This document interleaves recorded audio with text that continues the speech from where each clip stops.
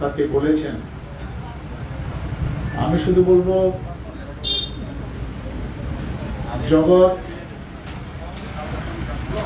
আমার সাথে বেশি পরিচিত হলো 94 সাল থেকে। ত্রিস্তর পঞ্চায়েত যখন তৈরি হয়েছিল তখন করবুক আর অমরপুর একটাই ব্লক ছিল।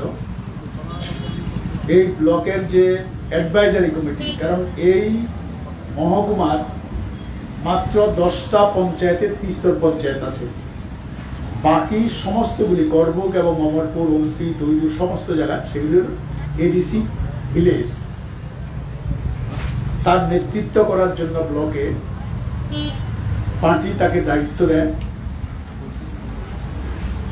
এবং বুঝতেই পারছেন সেই সময়ে আমাদের রাজ্যের অবস্থা কিরকম ছিল, বা এই অমরপুর মহকুমার রাস্তাঘাট, পানীয় জল সমস্ত কিছুই এখন যেরকম আছে এরকম ছিল না। প্রথম বামফ্রন্ট 10 বছর কিছু করেছে, ঠিক আছে, তারপরেও সেরকম উন্নতি করা যায়নি। এর আগে তো আরো বড় ছিল, গন্ডাছড়া ছিল এই মহকুমার সাথে।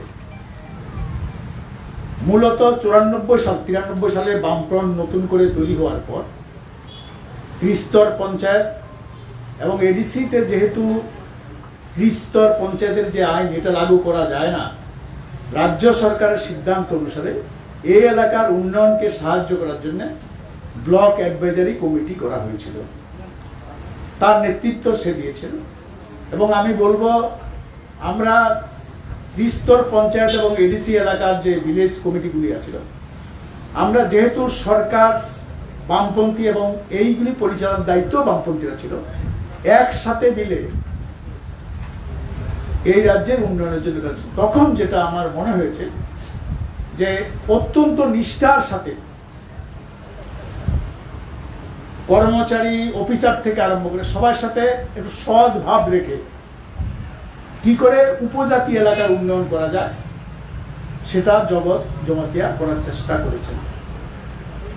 এবং পার্টিগতভাবে গণমুক্তি পরিষদ এবং পার্টির মহকুমা কমিটির সদস্য, পরে সম্পাদক কমিটির সদস্য হয়েছেন। অনেক প্রতিকূলতা ছিল,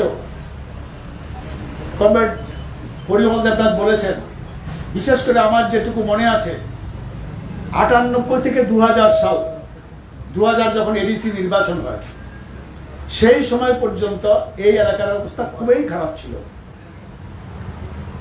এলাকায় আমাদের কোনো কর্মী কাজ করতে পারতেন না, শুধু না উন্নয়নমূলক কাজ যেমন করতে পারতেন না, আমাদের যে সাধারণ গণতান্ত্রিক কাজ এগুলিও করার কোনো সুযোগ ছিল না।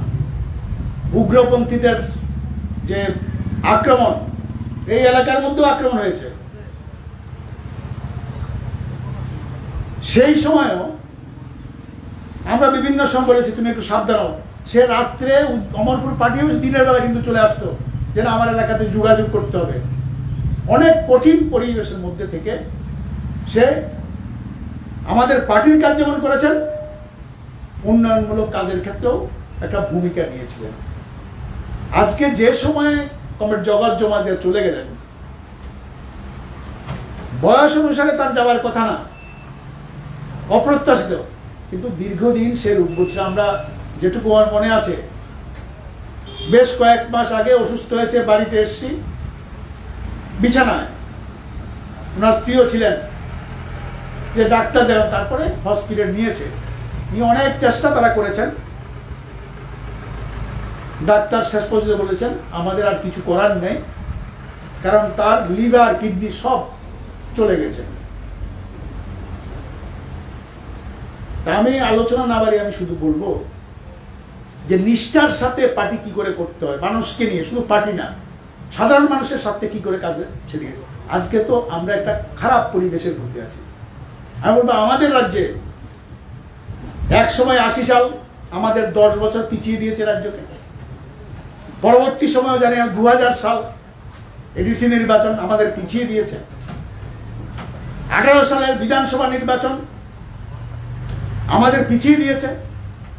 পরবর্তী সময় এডিসি নির্বাচন, বিভিন্ন নির্বাচন ইত্যাদির মাধ্যমে না, শুধু আমাদের বিশেষ করে সবচেয়ে পিছিয়ে পড়া আমাদের যে অংশের মানুষ, উপজাতি অংশের, তাদেরকে একটা অংশ প্রায় প্রতিনিয়ত বিভ্রান্ত করার চেষ্টা করেছে। সে একসময় টিউজিএস কোনো দিকে নাই, শুধু ট্রাইবেলের দিকে, শেষ পর্যন্ত বুঝিয়েছে তারা কার দিকে। আইপিএফটি তাও একই অবস্থা। 18 সালে আমাদের রাজ্যে কি অবস্থা করেছে, বিভ্রান্ত করে আমাদের রাজ্যের উন্নয়ন পিছিয়ে। আবার দেখলাম আমরা মোথা কারোর সাথে নাই, যারা সরকার তাদের বিরুদ্ধেই তাদের মূল বক্তব্য, এখন দেখলাম তাদেরই ঘরেই আছে। এরা আমাদের রাজ্যের সমস্ত ক্ষেত্রে সর্বনাশ করে, বিশেষ করে উপজাতি অংশের গরিব মানুষের। এই জন্য আমি বলবো স্মরণ সভায় তাকে শ্রদ্ধা জানানো হবে, যদি এই যে অশুভ শক্তিগুলি যেগুলি আমাদের রাজ্যে সর্বনাশ করছে, করছে আরো করার চেষ্টা করছে, তাদের বিরুদ্ধে যদি আমরা সমস্ত, কিছু মানুষ তো বুঝছেন যে মিথ্যে প্রতিশ্রুতি স্লোগান উত্থাপন করেছিলেন, এখন মানুষ বুঝছেন যে আসলে আমরা ঠকছি প্রতিনিয়ত। এই মানুষগুলি যদি আমরা বুঝিয়ে সঠিক রাস্তা নিতে পারি, তাহলেই আমি বলবো জগৎ জমাতে শ্রদ্ধা জানানো হবে। এই দায়িত্ব আমরা সবাই নেব, আপনারাও নেবেন। এই প্রত্যাশা রেখে আমি আবারও তার প্রতি শ্রদ্ধা এবং তার পরিবার পরিজনদের প্রতি সমবেদনা নিয়ে আমার কথা বলা শেষ করছি। নমস্কার। কমের জগৎ জমাতিয়া অমর রহে।